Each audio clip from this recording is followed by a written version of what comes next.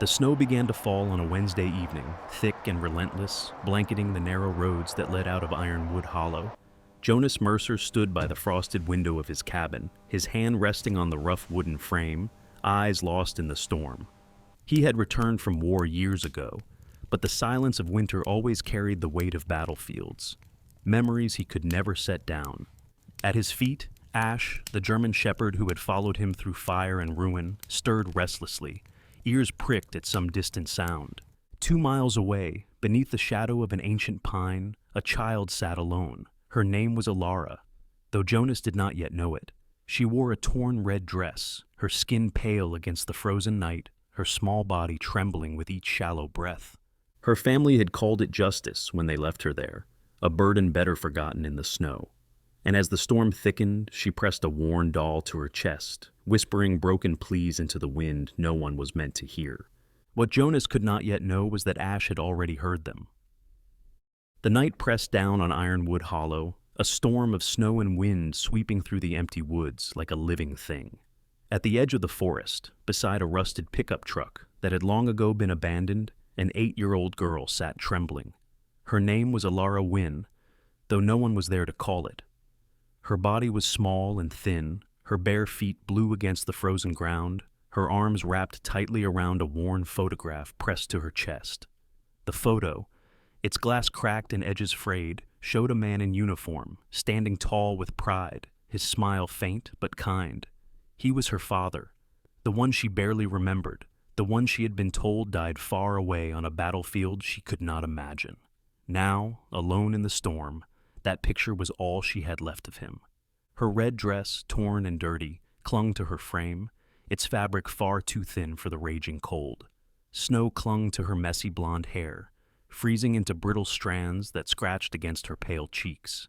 Her lips were cracked, her teeth chattered without rhythm, and her breath came out in shallow bursts that fogged and vanished instantly in the air.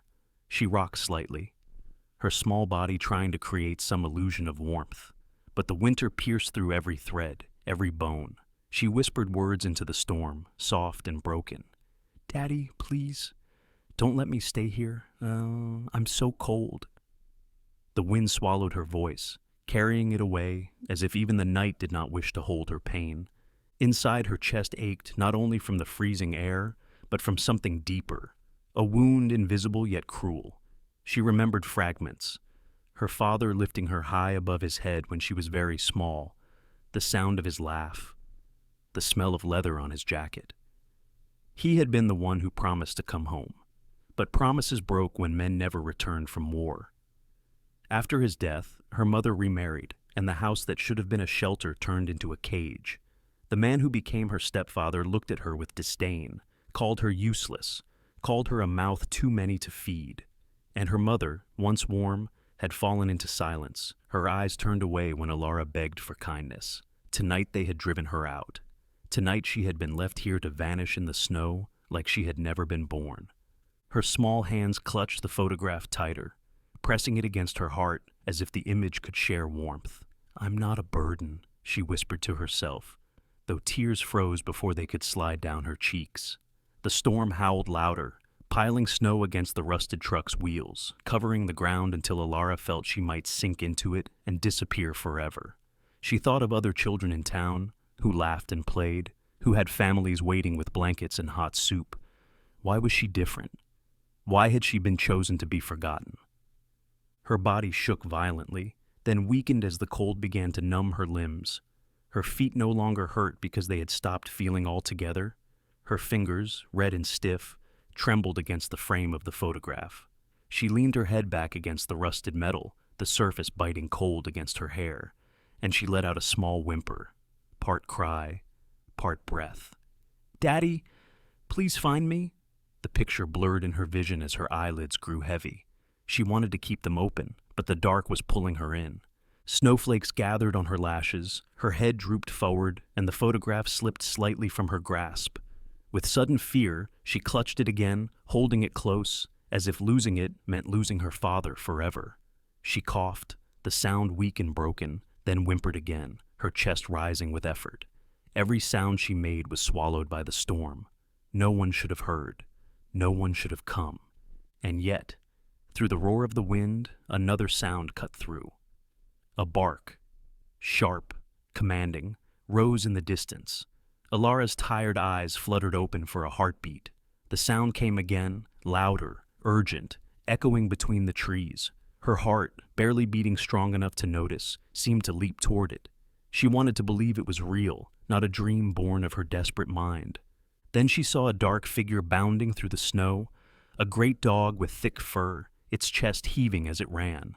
The barking grew nearer, stronger, and behind it came the shadow of a man, tall and broad, pushing against the storm with fierce determination. His steps pounded in the snow, his form blurred but undeniable. They were coming for her. Alara wanted to call out, to say she was here, but her throat gave only a faint sob, almost silent. She pressed the photograph one last time to her chest, the image of her father against her heart, and whispered with the last of her strength, "Please." Her small body swayed, then collapsed limply against the wheel of the old truck, her eyes fluttering shut as the storm thickened. The barks of the dog and the heavy steps of the man closed in, breaking through the winter night. And then there was only the sound of the storm, the picture held tightly in the girl's arms, and the shadows drawing closer. Jonas Mercer was a man marked by years of survival, his very frame carrying the memory of war, even as he trudged through the ordinary woods of Ironwood Hollow. He was 47, his body tall and broad, still strong but stiffened by old wounds and the restless nights of a veteran. His square jaw was lined with short, rough stubble, his cheeks gaunt, the hollows beneath his eyes carved by years of insomnia. His dark hair was salted heavily with gray, strands falling unevenly across his forehead.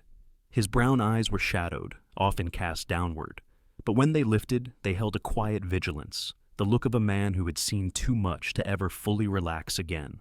Jonas had once been a soldier in Iraq, a man who could follow orders and shoulder weight beyond reason, but after returning home, he carried more ghosts than belongings.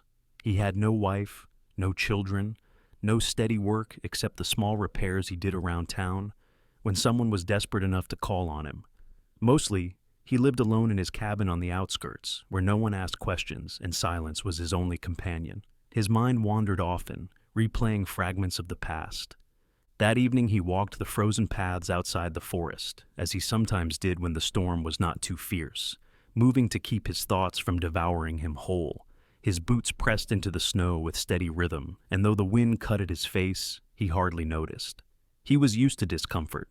What unsettled him was not the cold, but the hollowness inside him, the gnawing absence of purpose that came with years of living only to see another day end. At his side trotted Ash, his German shepherd, 5 years old, powerful and sharp-eyed. Ash was Jonas's truest companion, his black and tan fur thick against the storm, his frame lean and muscled from constant movement. The dog was both guardian and anchor, nudging Jonas awake when nightmares came, pressing against his leg when despair threatened to swallow him. Jonas trusted Ash's instincts more than his own, for the dog seemed to sense things long before Jonas's dulled heart could. As they walked, Ash suddenly stiffened, his ears pricking. His body tensed, tail rigid, and a low growl rumbled in his chest. Jonas stopped, narrowing his eyes. "What is it, boy?" he muttered, his voice rough from disuse. Ash's amber eyes flashed toward the woods, his body leaning forward. Then, without hesitation, he barked, sharp, commanding, and lunged into the trees. Jonas swore under his breath, gripping his coat tighter, and hurried after him. His heart pounded, an old soldier's instinct firing as if danger awaited. The storm thickened, snow whipping across his vision, branches clawing at his arms as he pushed deeper into the forest. Ash barked again, urgent, his voice carrying something Jonas recognized: desperation. Jonas quickened his pace, his boots sinking into drifts, breath burning in his lungs. The memories he carried often made him hesitate, slowed him, but this sound drove him faster, as if the dog's urgency had awakened a spark in him. He crashed through the underbrush and came upon the sight that stilled him. At the base of a rusted truck, half buried in snow, sat a child. She was so small she looked almost like a doll left behind. Her hair was pale blonde, tangled and frozen, strands clinging to her pale face. Her red dress hung in tatters, clinging to her thin frame, leaving her arms and legs bare to the cruel cold. Her feet were raw against the snow, skin mottled blue and purple from the frost. She clutched something tightly to her chest with both hands, knuckles white and trembling. As Jonas drew closer, he saw it was a photograph. The frame cracked, glass chipped, yet the picture inside still clear enough to show a man in uniform, smiling faintly. Jonas did not linger on the face. His eyes moved quickly back to the child. She was trembling violently, her breath shallow, every exhale a weak fog. Her eyes, pale blue clouded by exhaustion, lifted for a moment to look at him.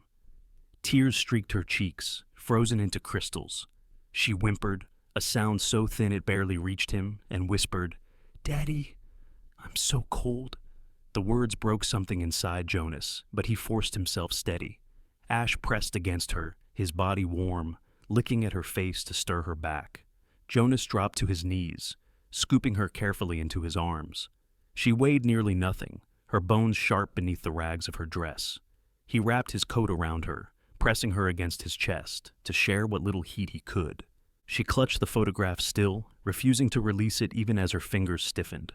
Jonas let her keep it, murmuring low, "It's all right, I've got you." His voice, though hoarse, carried a firmness that surprised him. He stood, holding her close, Ash circling at his side. The wind screamed louder, snow battering against them, but Jonas's steps were steady as he carried her back toward the faint outline of his cabin through the storm. The cabin was small, made of dark pine, its roof sagging under the weight of snow. Jonas shouldered open the door and hurried inside, the warmth of the hearth greeting them with a rush of relief. He laid the girl on a heavy wool blanket by the fire, Ash settling close beside her, watching her every twitch. Jonas worked quickly, feeding the fire until the flames leapt higher, then covering the girl with another blanket. He poured water into a tin cup, gently coaxing her to sip. She coughed but managed to swallow, her eyes fluttering open. Her lips parted, and a hoarse voice emerged. "Alara, my name is Alara." Jonas repeated it quietly, almost reverently. "Alara." Her small hands tightened around the photograph. She turned her head, eyes glistening, and whispered, "My father, Elias Wynne. He was a soldier. He died in the war 3 years ago. Mama, she married again. He doesn't want me. Said I'm just trouble." Her voice broke, a sob tearing out as she pressed the photo tighter against her chest. "They left me in the snow." Jonas stared into the fire, his jaw tightening, his chest heavy. He did not know what to say. He had seen many children like her, faces hollowed by wars not of their choosing. He remembered the graves, the endless names of men who never came back, fathers leaving children who would grow up with questions unanswered. Alara's tears soaked the blanket, her small frame curling tighter as if trying to vanish. Jonas reached out, placing a hand gently on her shoulder. His voice was quiet but firm. "You're safe here." Ash lay beside her, pressing warmth into her side, his head resting near her hands. Alara's sobs softened, her eyelids heavy. The firelight flickered across Jonas's face, highlighting the deep creases and the haunted look in his eyes. He sat there long into the night, watching her breathe, hearing the storm rage outside, and knowing that though wars ended far away, their echoes still found their way into his cabin, embodied in a child who should never have been abandoned. Morning broke gray over Ironwood Hollow, the snowstorm easing into a heavy stillness that left the trees bent under white weight. Inside the cabin, the fire burned low but steady, casting a glow across the wooden floorboards. Jonas Mercer sat hunched in a chair beside the hearth, his broad shoulders slumped forward, his hands clasped loosely as if they were bound by memories he could not untie. His face, lined with years and sleepless nights, looked harsher in the daylight, deep creases cutting across his brow, jaw shadowed by stubble. His brown eyes, so often guarded, were restless now, glancing often toward the small figure still curled beneath the blankets. Alara Wynne stirred, her tangled blonde hair spilling over the wool. She was pale, her lips cracked, but no longer blue, her breaths deeper than the shallow gasps of the night before. In her hands, she still clutched the photograph of her father, holding it even in sleep. When she opened her pale blue eyes, rimmed red from tears, she blinked at the fire, then at Jonas, who shifted awkwardly in his chair. He was not used to being watched. He muttered, almost gruffly, "You should drink," and handed her a cup of warm broth. She accepted it with both hands, sipping slowly, her small shoulders trembling less now that warmth had returned. Ash, the German shepherd, lay nearby, his thick black and tan coat gleaming in the firelight. He was alert but calm, his amber eyes watching Alara with a gentleness that softened his powerful form. Every so often he nudged closer, resting his head against her blanket, his breath steady. Alara reached out timidly to stroke the dog's fur, and when Ash licked her hand, she smiled faintly, the first smile Jonas had seen from her. After finishing the broth, Alara's eyes wandered curiously across the cabin. The walls were plain but lined with shelves of books, tools, and a few wooden chests pushed into corners. She rose cautiously, her bare feet padding across the floor, and stopped near a trunk set low by the wall. Jonas noticed, straightening, but said nothing as she knelt and opened it with both hands. Inside lay a weathered military pack, its canvas faded, straps frayed. Alara's breath caught as she reached inside, pulling out a folded piece of paper, yellowed and creased with age. Jonas stiffened. He recognized that pack. It had been returned to him years ago, among other belongings gathered after a bloody battle. He had kept it, but never looked too closely, unwilling to confront the ghosts it carried. Now Alara unfolded the paper with careful hands, smoothing it across her lap. She read aloud in a trembling whisper, her eyes darting over the words. "To my little girl, Alara, if this letter reaches you, it means I couldn't keep my promise. But know I thought of you every day. I hope you'll grow strong, kind, and unafraid to speak truth." Her voice broke, tears rising, but she kept reading. "Tell your mother I tried. Tell Jonas Mercer he still owes me a drink when I come home." Jonas froze. The name echoed like a shot in his ears. He leaned forward, his eyes fixed on the paper as if it were something alive. "What did you say?" he asked, his voice rough. Alara looked up, startled, holding the letter out. "It says your name, Jonas Mercer." She sniffled, brushing tears away with her sleeve. Do you know my father?" Jonas took the paper with shaking hands. The handwriting was familiar, steady and bold, written by a man who had faced death yet still found humor in it. He read the lines again, the words stabbing deep. Elias Wynne. The face in the photo now came alive in his memory. Not from the picture, but from years ago, in the heat of a desert war. Elias had been tall, with sunburnt skin, sandy hair, and sharp green eyes that never lost their fire even when shells fell close. He was the kind of man who laughed loud in the darkest hours, who shared the last of his water with comrades without hesitation. Jonas remembered his grin before a night raid, the steady hand on his shoulder when fear threatened to choke him. Most of all, he remembered the day Elias had not come back. His throat tightened. That day had been chaos, gunfire shredding the air, sand thick with blood. Jonas had been pinned down, bullets ricocheting near his head. It was Elias who had pulled him back behind cover, who had shielded him with his own body, who had stood when Jonas could not. The explosion that followed had taken Elias, leaving Jonas alive and broken. For years, Jonas had carried the guilt like armor, believing no one knew, no one would ever know. And now, here was the child Elias had left behind, sitting in his cabin, holding a letter that tied their lives together. Jonas lowered the letter slowly, his hands trembling. His eyes met Alara's, so wide and searching. She looked at him not with fear now, but with desperate hope. "You knew him?" she whispered. Jonas struggled to answer. His lips parted, but no words came at first. The fire crackled, ash shifted, the silence heavy. Finally he said, his voice low, "Yes, I knew your father. He was braver than anyone I ever served with." Alara clutched the photograph tighter, tears spilling. "Tell me about him," she pleaded. Her thin frame leaned forward, hungry for details. Jonas swallowed hard. Memories tumbled through his mind. Elias laughing at a bad joke, cursing when a vehicle broke down, singing off-key when nerves ran high. He saw flashes of their last battle, the moment that haunted him each night. But how could he tell this child that her father had died saving him? How could he say the truth without breaking her further? He reached out, resting a rough hand over hers. "He loved you. That's what I know. And he never stopped fighting to come back." Alara sobbed softly, pressing her face into the photograph. Jonas stared into the flames, his jaw clenched, knowing the time would come when he must tell her more, when he must carry both his guilt and her need for answers. For now, though, the truth was enough. Alara was not just another abandoned child. She was the daughter of Elias Wynne, the man who had given his life so that Jonas might live. The connection, invisible until now, bound them in a way that neither the storm nor the years could erase. The storm had eased, leaving Ironwood Hollow cloaked in silence. Snow lay heavy on rooftops and fences, the streets of the small Montana town glistening in pale morning light. But peace was never simple in such a place.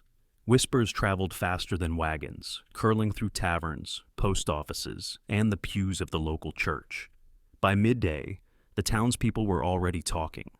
Jonas Mercer, the reclusive veteran, had taken in a child. Some said he had dragged her from the woods. Others insisted she was cursed, the offspring of troublemakers. In towns like Ironwood Hollow, rumor needed little more than frost to spread. Jonas, unaware of the extent of the gossip, was stacking firewood beside his cabin. His breath steamed in the frigid air, his broad shoulders straining under the weight of the logs. His face, lined and weary, looked harsher in daylight, his beard shadow thick across his jaw. Yet his movements were steady, purposeful, as though the child sleeping inside had given him a new rhythm to live by. Ash lingered near the doorway, the German shepherd's amber eyes scanning the tree line, his fur bristling faintly. He was watchful, sensing what Jonas could not yet see. Inside the cabin, Alara Wynne sat cross-legged by the fire, wrapped in blankets that dwarfed her small frame. Her blonde hair, still tangled though cleaner than the night Jonas had found her, fell into her pale blue eyes as she studied the photograph of her father. She traced the cracks in the glass with a thin finger, her lips moving as if she were speaking to him. Her voice was soft, barely audible. "I wish you were here. I wish Mama still wanted me." The flames flickered, throwing shadows that made her look even smaller, more fragile, and when the wind howled against the cabin walls, she flinched, curling tighter into the blanket. By evening, Jonas returned inside, stamping snow from his boots. He paused when he saw Alara's wide eyes fixed on him, as if she feared he might leave her too. He softened his voice, which rarely happened. "No one's going to take you from here," he said, pulling off his gloves. She nodded, though the crease in her brow lingered. Ash patted in, shaking snow from his fur, then pressed against Alara until she giggled weakly and hugged the dog's neck. The sound brought the faintest smile to Jonas's lips, a crack in the armor he wore daily. That night, however, the calm broke. Jonas sat at the table, sharpening a knife with slow, deliberate strokes, when Ash growled low in his throat. His ears perked, his body stiffened, and then he barked sharply toward the door. Jonas froze, his hand halting on the blade. "What is it, boy?" he whispered. Ash barked again, louder this time, his gaze fixed on the window. Jonas rose, moving with the quiet precision of a soldier, his heavy frame gliding silently across the wooden floor. He peered out into the snow-lit night. A figure moved at the edge of the clearing, tall, broad-shouldered, his coat dark against the white. The man stepped closer, his boots crunching deliberately. Jonas recognized him after a moment. Warren Hale, a local land broker, 48 years old, known for his sharp deals and sharper tongue. Warren was a thick man, his chest barrel-wide, his face ruddy from years of whiskey, framed by a graying beard trimmed too neatly to hide the cruelty in his mouth. His eyes, pale and calculating, carried the hunger of someone who always wanted more. Jonas stepped outside, Ash close at his side, growling. Warren tipped his hat lazily. "Evening, Mercer. Heard you've got company these days." His voice was thick, taunting. Carrying easily through the cold air, Jonas's jaw tightened. "What do you want?" Warren smirked, his cracked lips curling. "That girl you've picked up, she ain't just some orphan. Folks remember her daddy, Elias Wynne. Name carries weight and trouble." Jonas's eyes narrowed. Warren continued. 3 years back, Elias was mixed up in land papers that didn't sit right. Promises, contracts, people owed. Some of us still remember. Some of us would rather it stayed buried. He stepped closer, boots crunching. "Now you're keeping his girl? Careful, Mercer. People might think you've taken sides." Ash lunged forward, barking fiercely, teeth bared. The dog's muscles rippled, his stance protective. Warren flinched back, cursing under his breath. "You'd better keep that mutt tied," he snapped, though his voice wavered. Jonas's tone was flat, cold. "Leave now." His tall frame loomed, the firelight from the cabin behind him casting his shadow long across the snow. For a moment, Warren met his gaze, then scoffed, spitting into the snow before turning away. "This isn't over, Mercer," he called over his shoulder, vanishing into the darkness. Jonas exhaled slowly, tension draining from his shoulders. Ash remained bristled, watching the tree line until the man was gone. Inside, Alara had heard the barking, the voices. She crouched in the corner, clutching the photograph to her chest, her small frame shaking. When Jonas stepped back inside, she looked at him with terror in her eyes. "Are they coming for me?" she whispered, her voice thin. Jonas crouched down to meet her eyes. His face, rough and scarred by time, softened in the firelight. He placed a hand gently on her shoulder. "No one's going to take you," he said, steady and firm. "Not while I'm here." Alara's lip quivered, but she nodded, pressing her forehead against Ash's fur as the dog licked her cheek.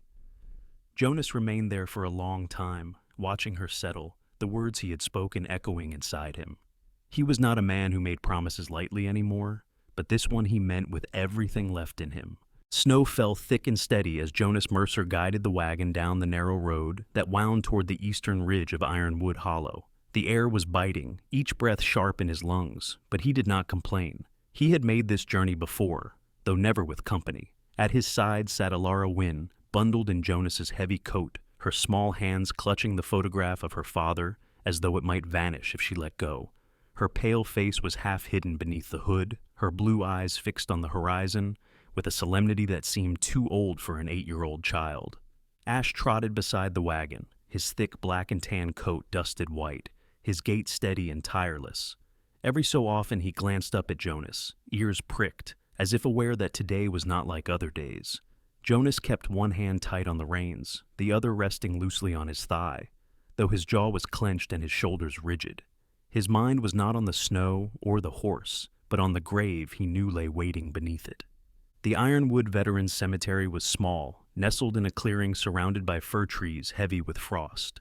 Rows of simple white stones jutted from the ground like sentinels, each marked with a name and dates of service. Snow clung to the inscriptions, but Jonas knew the one he sought without looking. It was etched into his memory as sharply as the sound of gunfire. Elias Wynne. He slowed the wagon, his breath clouding, and helped Alara down carefully. Alara's boots crunched softly in the snow as she followed him through the silent rows. She walked close, her small figure swallowed by Jonas's coat, but her eyes were alert, scanning every stone with a child's fear and anticipation. When Jonas stopped, she nearly collided with his leg. Before them stood a stone half buried in snow, the name barely visible beneath the frost. Elias Wynne, Sergeant, United States Army. Jonas dropped to one knee, brushing away the snow with a gloved hand until the letters were clear. Alara stared at the stone, her lips trembling. She sank to her knees, the photograph clutched to her chest, and began to sob. Her voice was ragged, the sound of grief too deep for her years. "Papa, I'm here. I'm sorry. Mama doesn't want me. She said I was too much trouble. They left me." She buried her face against the cold stone, her small shoulders shaking violently. "I feel like I'm invisible, like no one sees me anymore, not even her." Jonas stood frozen, the words slicing into him. His throat worked as he swallowed, memories pressing down. The day Elias had pulled him to safety. The moment he had looked back and realized his friend would not return. He had carried guilt like a chain ever since, wondering why he had been spared. And now, here was Elias's daughter, broken, abandoned, whispering her anguish to the snow. Jonas knelt beside her, his rough hand resting gently on her back. "Alara," he said, his voice low but steady. She lifted her tear-streaked face, eyes red and raw. Jonas looked directly into those eyes, so like her father's determination, so unlike her mother's cruelty. "You are not invisible. I see you. Your father's sacrifice is the reason I am alive, and I swear to you, I will not let you be lost again." His hand trembled slightly as he pressed it over his heart. This is my debt to him." and my promise to you." Ash lay down quietly beside them, his powerful frame pressed against the snow, ears lowered, eyes fixed on the stone. Even the dog seemed to sense the sacredness of the moment. His breath steamed into the cold air, slow and calm, a steady presence anchoring them both. Alara clutched the photograph tighter, her sobs softening into hiccups. "Do you think Papa can hear me?" she whispered. Jonas's gaze lingered on the stone, the letters sharp in the pale light. "If there's justice in this world," he said quietly, "then yes. And if he can hear you, he knows you are braver than most grown men I've ever known." The girl's lips quivered, but a faint spark lit her eyes. She leaned into Jonas, her thin frame trembling less now, as though his words had given her something to hold on to. Jonas's chest tightened, a mixture of sorrow and resolve burning through him. He had failed Elias once by surviving when his friend had not. But here, in the quiet snow among the graves, he realized fate had not spared him for nothing. Elias's child was now his charge, his second chance to live with honor. They stayed there until the cold grew sharper, the sky dimming into the early shadows of dusk. Jonas finally rose, lifting Alara into his arms. She clung to him, the photograph pressed between them, her face hidden against his chest. Ash walked ahead, leading the way back toward the wagon. The veteran's grave faded behind them, but Jonas carried it with him in his heart, heavier and yet clearer than it had ever been. The sky over Ironwood Hollow turned the color of lead by late afternoon, clouds boiling low and heavy, as if the heavens themselves meant to bury the town beneath their weight. Jonas Mercer had seen storms in many forms: sand sweeping over Iraqi deserts, rain pounding metal roofs in foreign bases. But the silence before a blizzard always unsettled him most. He stood at the cabin door, his broad frame filling the doorway, shoulders stiff, eyes narrowing as the wind began to rise. His breath frosted in the air, his jaw clenched against the memory of nights huddled under fire, waiting for chaos to break loose. Ash padded to his side, the German shepherd's black and tan coat ruffling in the draft. The dog's amber eyes fixed on the horizon, ears sharp, body tense.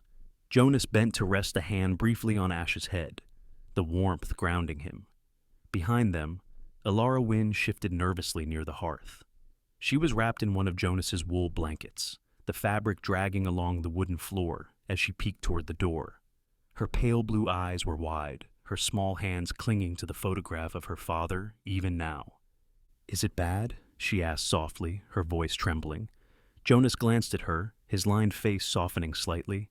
"It's going to be rough, but we'll get through it."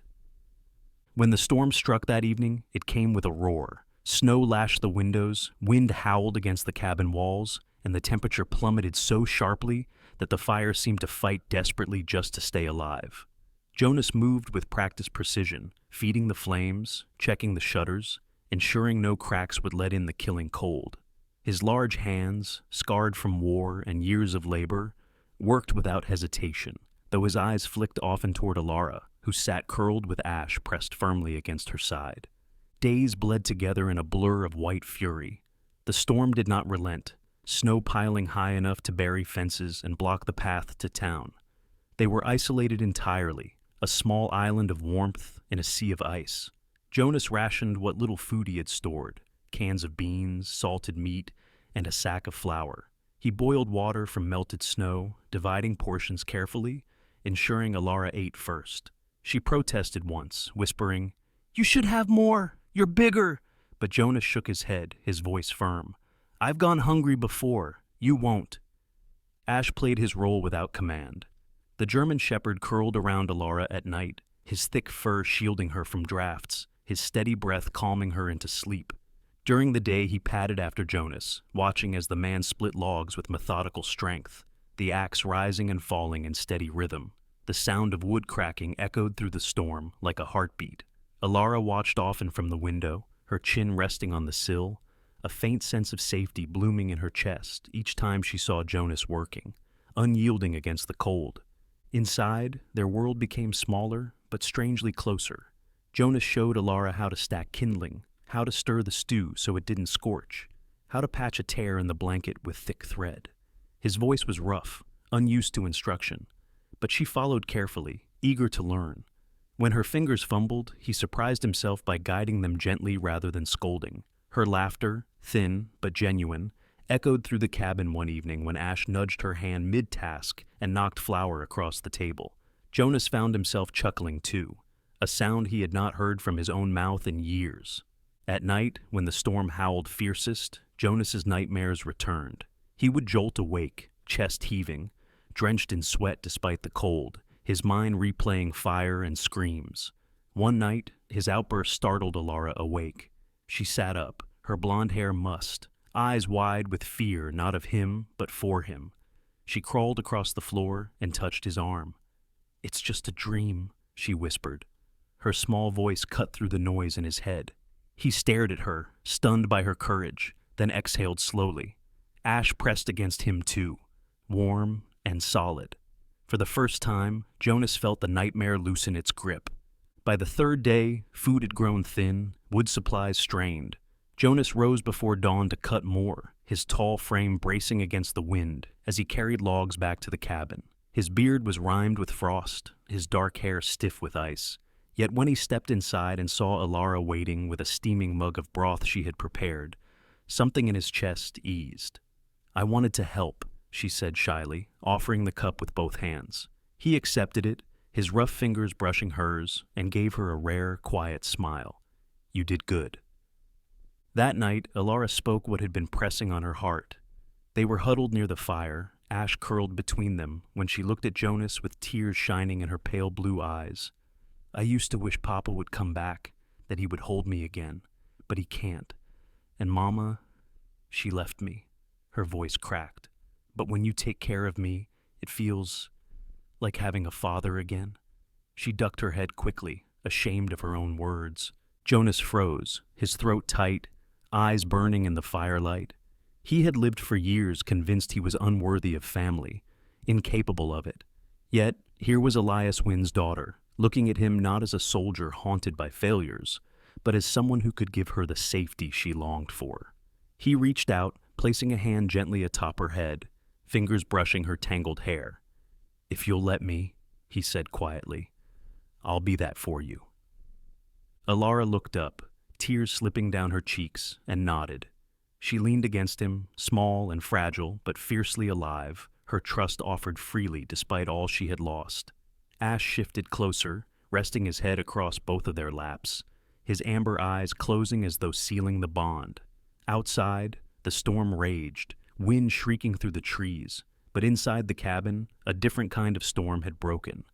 The storm of loneliness that had long ruled Jonas's heart.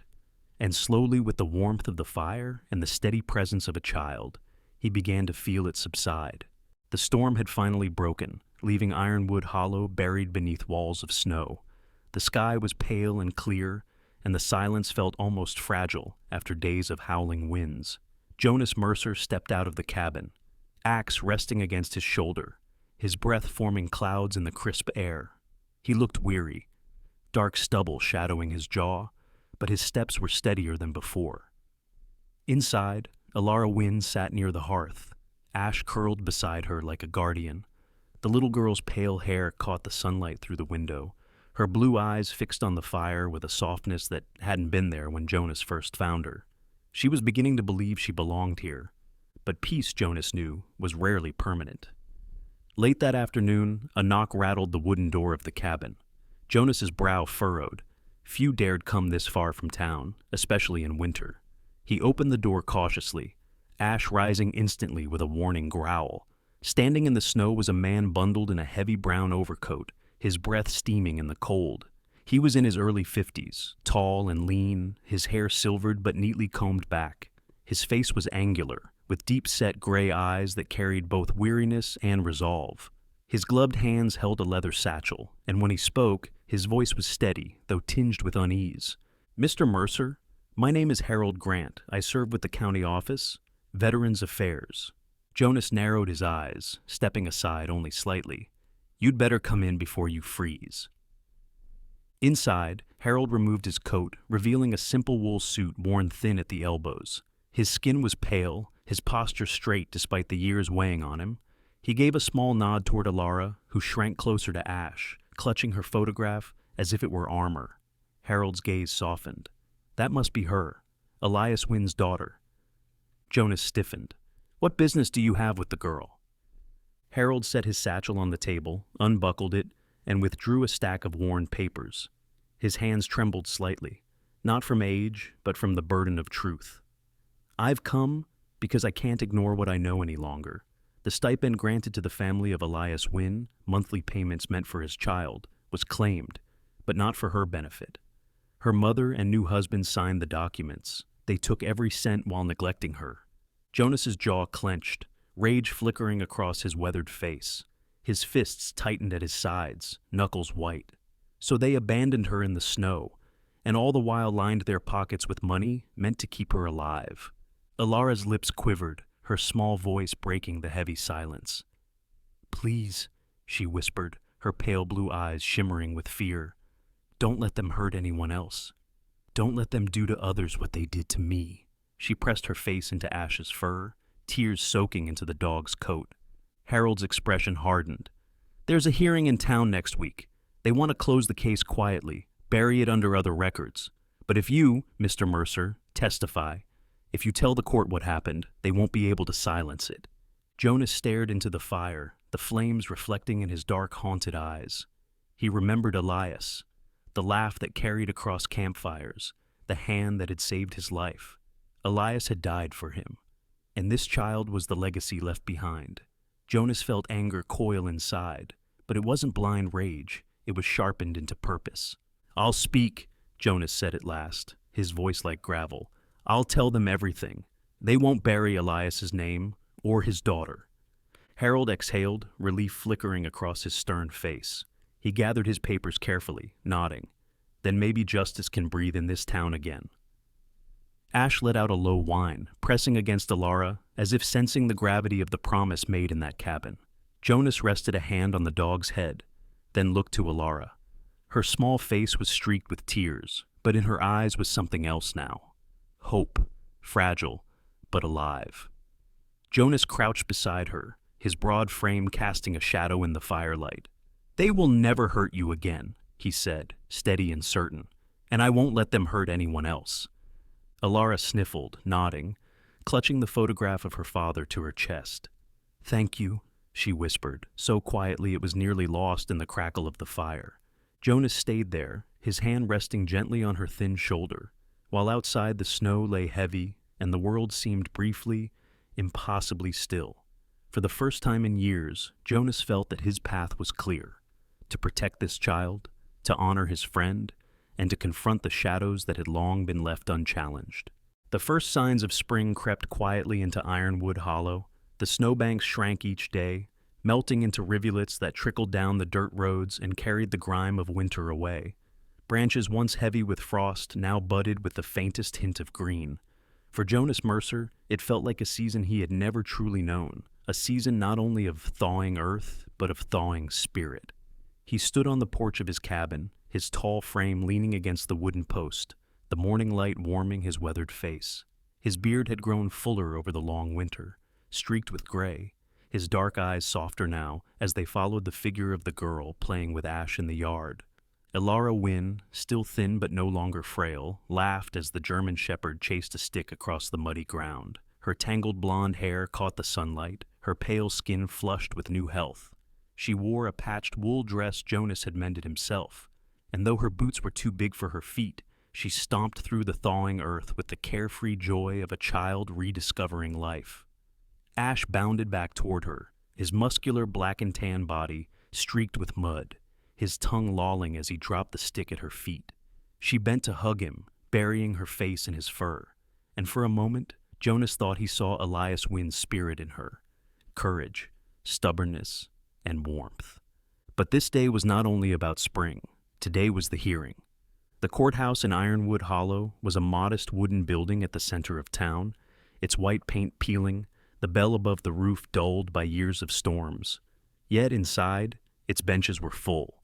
Neighbors, townsfolk, even men who had once whispered against Jonas now filled the space, drawn by the rumors of betrayal and justice.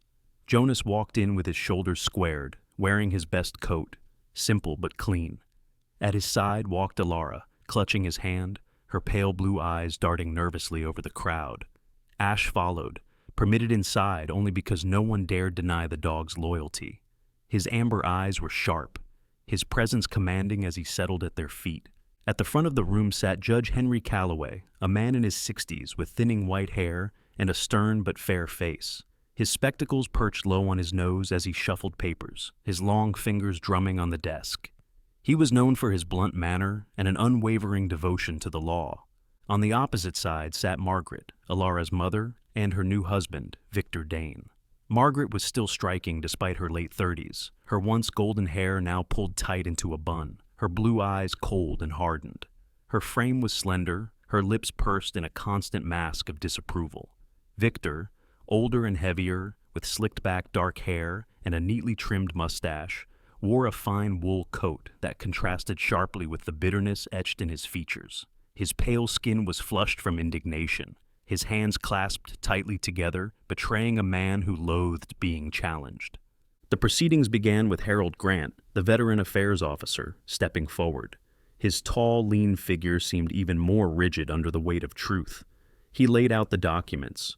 Proof that Elias Wynn's stipend had been claimed and squandered, proof of neglect, proof of abandonment. His voice, calm but unwavering, carried through the room. The funds meant for the welfare of Elias Wynn's daughter were never used for her. Instead, they were signed and taken by Margaret Wynn and Victor Dane. A ripple of shock coursed through the crowd. Margaret's face tightened. Victor muttered angrily, but Judge Calloway raised a hand, his sharp gray eyes fixed on Jonas. "Mr. Mercer, you've offered to testify." Jonas rose slowly, his tall figure casting a long shadow across the wooden floor. He cleared his throat, his voice low but steady. "I served with Elias Wynn. He saved my life. When I found his daughter abandoned in the snow, she was freezing, clutching only a photograph of her father. If I had not brought her into my home, she would have died. That is the truth." He turned his gaze toward Margaret and Victor, his expression hard, and it was by their choice. Alara's small hand tightened around his. She rose shakily, her pale hair falling across her face, but her voice was clear. "They didn't want me. They said I was trouble. But Mr. Mercer, Jonas, he didn't leave me. He kept me safe. He's the only family I have." Tears shimmered in her eyes, but she stood straighter, the strength of a soldier's daughter showing in her thin frame. The judge regarded her for a long moment, then leaned back, steepling his fingers. The room was silent except for the crack of wood in the stove at the back. Finally, Judge Calloway spoke. "The court recognizes Jonas Mercer as guardian and custodian of Alara Wynn, effective immediately." His gavel struck once, sharp and final. A collective breath seemed to leave the room. Margaret's lips parted in shock. Victor slammed his fist against the bench, but it was too late. Justice, slow and fragile though it was, had spoken. Alara pressed against Jonas, sobbing into his side, and Ash let out a single sharp bark as if sealing the verdict himself. Later, as the sun dipped low and the first true warmth of spring touched Ironwood Hollow, Jonas, Alara, and Ash returned to the cabin.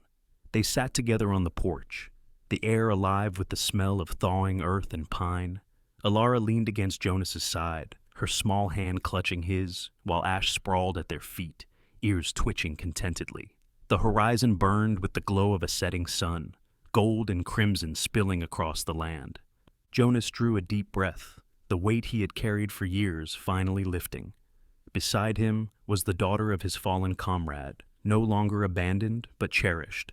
For Alara, the cold winters of loneliness were over. She had a home, a father in all but blood, and a loyal guardian who would never leave her. For Jonas, the war within his heart had found peace. Together they had become something whole again. Sometimes, miracles don't arrive with thunder or angels. Sometimes, they come quietly, through a weary soldier, a loyal dog, and a little girl who refused to give up. In Ironwood Hollow, what began as abandonment turned into belonging, and what was once despair became the living proof that God still works in mysterious, gentle ways. Jonas and Alara remind us that no one is too broken to be healed, and no one is too lost to be found. Maybe in your own life, there are silent battles, lonely winters, or memories too heavy to carry. This story is a reminder that God sees you, even in the coldest nights, and He can bring unexpected light through the kindness of others. If this story touched your heart, share it with someone who needs hope today. Leave a comment below. Tell us where you're watching from, or share a moment when you felt God's hand guiding your life.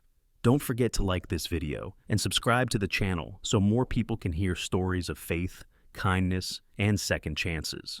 And may the Lord bless you and keep you. May His light shine upon your home, and may you always feel His presence, even in the storm.